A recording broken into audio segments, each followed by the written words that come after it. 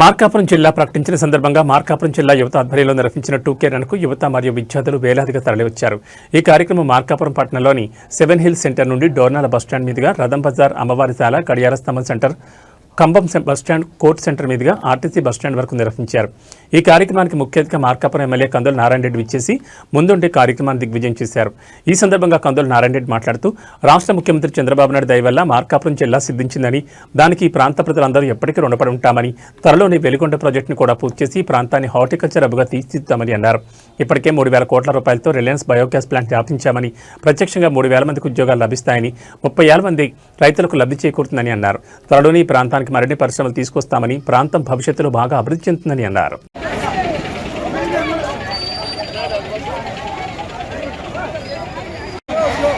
ఎన్నో పోరాటాల ఫలితంగా మార్కాపురం జిల్లా సాధించిన శుభ సందర్భంలో మన పొలాలు బంగారు భూములు ఈ రాష్ట్రంలో మన ప్రాంతంలో ఉన్నటువంటి పొలాలు ఎక్కడా లేవు.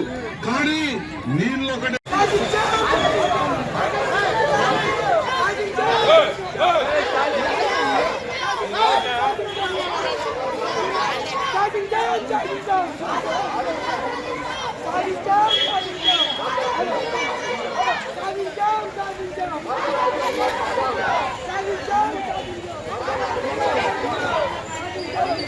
మీ అందరి జీవితాలు బాగు కోసం ఆర్నిశలు కష్టపడి పనిచేస్తామని మీ అందరికి కూడా మాటిస్తా ఉన్నాం.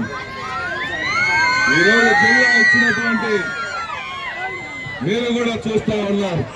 విద్యాశాఖ మంత్రిగా నారా లోకేష్ బాబు గారు ఎన్ని రకాలైనటువంటి మార్పులు చేస్తా ఉన్నారో మీరు కూడా గమనిస్తా ఉన్నారు.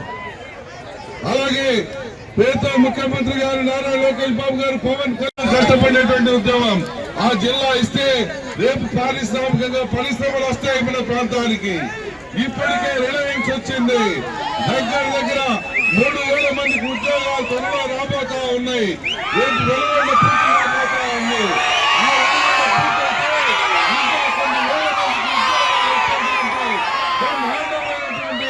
కంపెనీలు మన మార్కాపురం తీసుకొస్తానని చెప్పి మీ అందరికీ మాటిస్తా ఉన్నా.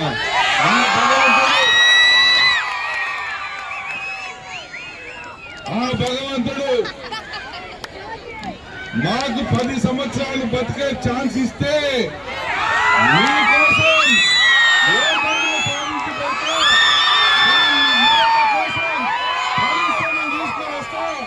అలాగే ఈ ఊరు రూపురేఖలు మార్చేస్తా, ఈ యొక్క మహానగరంగా తయారు చేస్తా, కొన్ని వేల మందికి ఉద్యోగాలు చేస్తారని మీ అందరికీ మాటిస్తా ఉన్నా.